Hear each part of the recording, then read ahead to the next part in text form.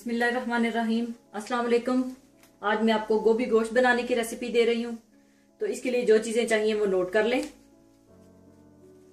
गोभी के 2 छोटे फूल, बकरे का गोश्त 750 ग्राम, रफली कटे हुए प्याज मीडियम साइज के 2 अदद, लहसुन के 10 जोए, टमाटर 3 अदद, अदरक पिसी हुई 1 टेबल स्पून, सुर्ख मिर्च पाउडर 1.5 टीस्पून, गरम मसाला 1/2 टीस्पून, जीरा पाउडर 1/2 टीस्पून, काली मिर्च कुटी हुई 1/2 टीस्पून, नमक हस्बे ज़रूरत, हल्दी 1/2 टीस्पून, धनिया पाउडर 1/2 टीस्पून,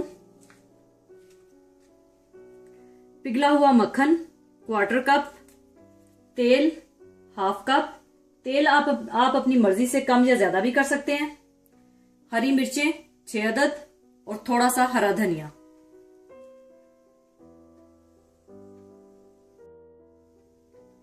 सबसे पहले आप एक देगचे में तेल डाल लें।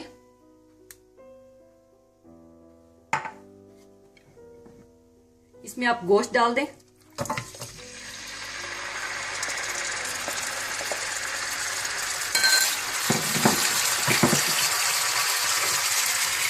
गोश्त में आप टमाटर, लहसुन के जुए और प्याज डाल दें।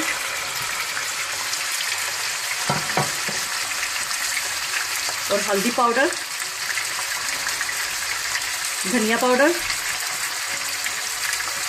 जीरा पाउडर, सुर्ख मिर्च पाउडर और नमक। इसको डालकर आप अच्छी तरह से मिला लें।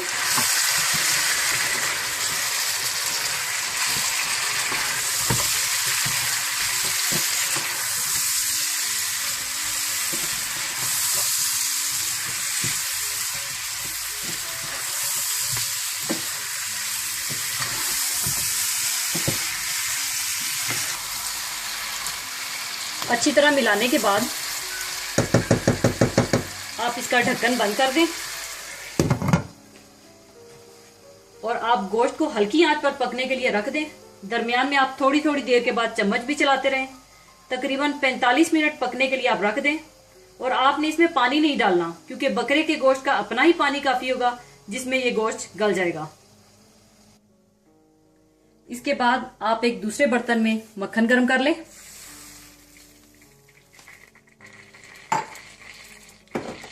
मक्खन में आप गोभी डाल दें।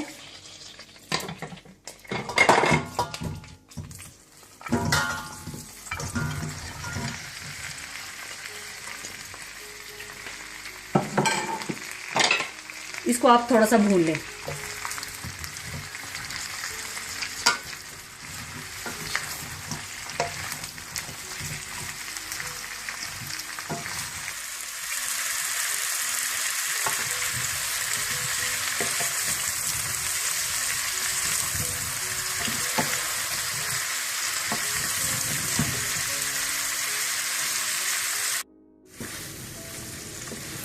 गोभी को 5 से 10 मिनट मक्खन में भूनने के बाद आप इसमें आधा कप पानी डाल दें और इसको ढककर रख दें और हल्की आंच पर इसको गलने के लिए रख दें।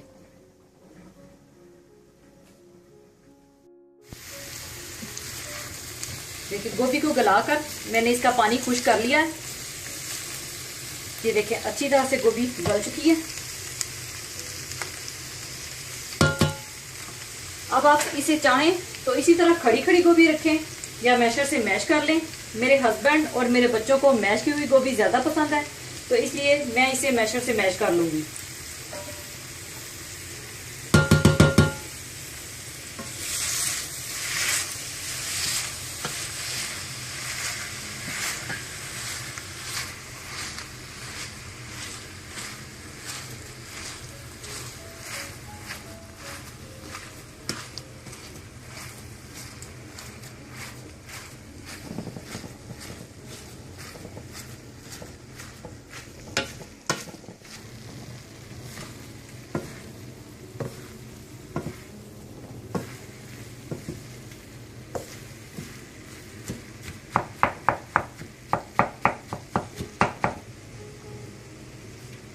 इसके बाद आप चूल्हा बंद कर दें और गोभी को आप साइड पे रख दें।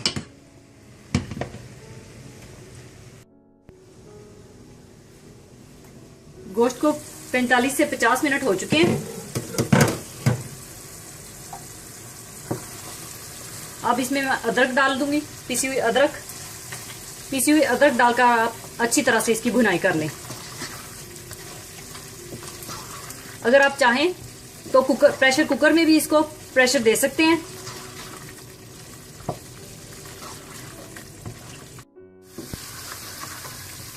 गोश्त को मैंने अच्छी तरह से भून लिया है। देखिए इसका तेल अलग हो चुका है। अब आप इसमें हरी मिर्चें डाल दें,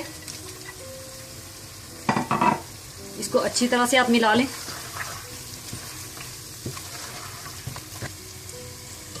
और साथ ही आप गोभी भी डाल दें।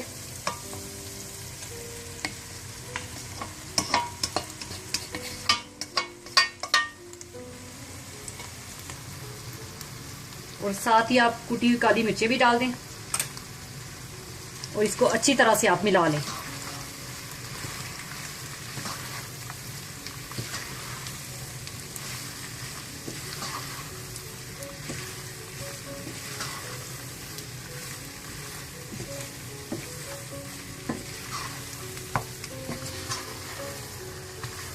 अच्छी तरह गोभी मिलाने के बाद आप इसे मजीद थोड़ी देर के लिए और भून लें।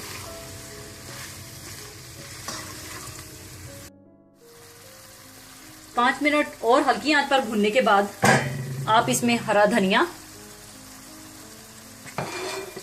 और गरम मसाला डाल दें और इसका ढक्कन बंद कर दें और 2 मिनट के लिए हल्की आंच पर रख लें और 2 मिनट के बाद आप चूल्हा बंद कर दें। गोभी गोश्त तैयार हो चुका है। अब इसे मैं अच्छी तरह से मिला लूंगी।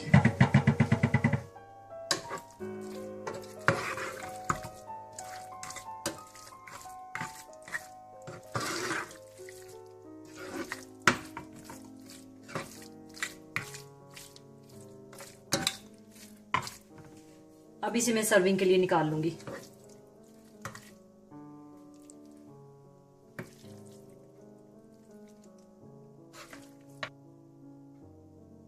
ऊपर अगर आप चाहें तो थोड़ी सी कटी हुई अदरक डाल दें, थोड़ी सी हरी मिर्चें और साइड पर इस तरह से फूल रख दें टमाटर का।